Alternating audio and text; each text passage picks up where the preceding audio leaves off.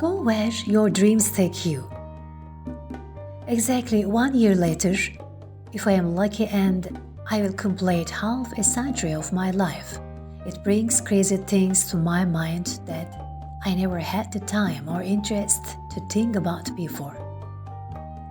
These are the kinds of things that I think stem from the countdown psychology and that I wish to experience at least once in my life.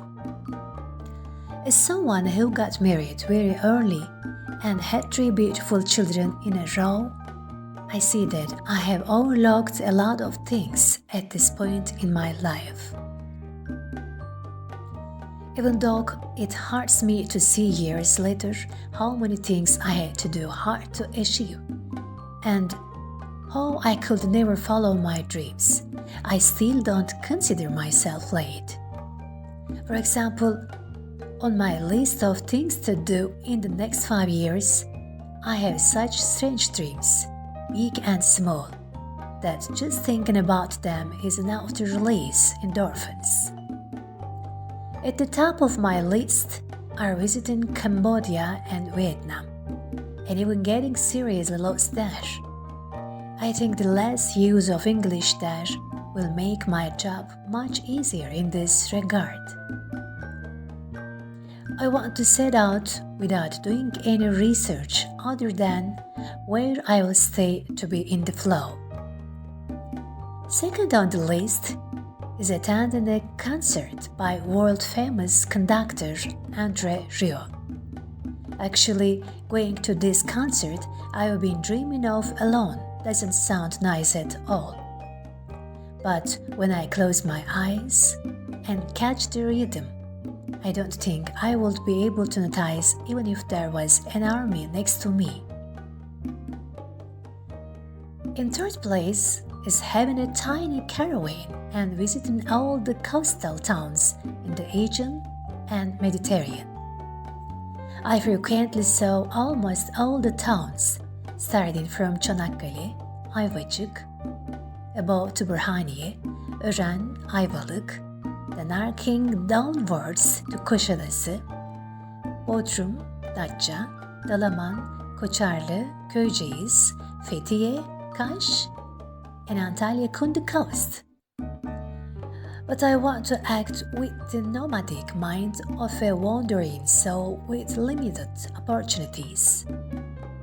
My dream is to be someone who is free in terms of time, spacious in terms of space, unplanned, spontaneous, and can land anywhere like a butterfly, can break the road whenever she wants, can return whenever she wants, and can live a survivor in the most natural conditions. I know it's crazy, but shooting a short documentary first in South Africa and then on safari is one of the things I have dreamed of since my childhood. The first documentary we voiced in documentary courses we took at the Communication Academy was about penguins in Antarctica. I can say that this is the area where I enjoy the most and even lost myself while using the microphone. Therefore, it will add a lot to me to realize this unfulfilled dream. I remember having an umbrella turned upside down in the rain, but I don't remember walking aimlessly against the wind under the rain for hours. I dream of being able to surrender to nature as opposed to always having to protect and defend against something, and at the expense of experiencing a cold for a few days. Although we went there twice in the past years, I had missed the most fascinating view of the country I live in twice because I thought it was risky to ride the balloons in Cappadocia, because my children were young, and unfortunately I had also missed the opportunity to touch the sky with my bare hands. I have books that I dream of publishing in the next 5 years. In fact, although the year 2024 was the year I dreamed of publishing my first book, for which I was busy with the final compilation in the following 4 years, I realized that I had a lot to tell the world. I hope that I can leave the traces that I have dreamed of with my pen and words, and that I can tell my grandchildren many generations later.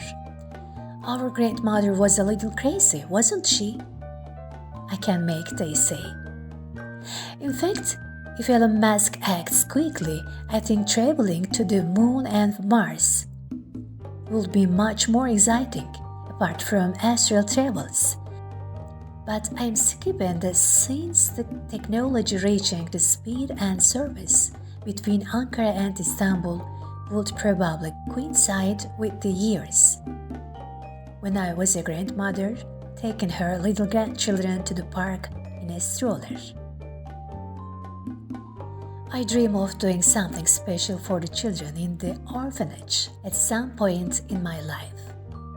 It should be something like that the pupils of their eyes, as they think that they have failed in life, should shine even for a short time and be swept off their feet.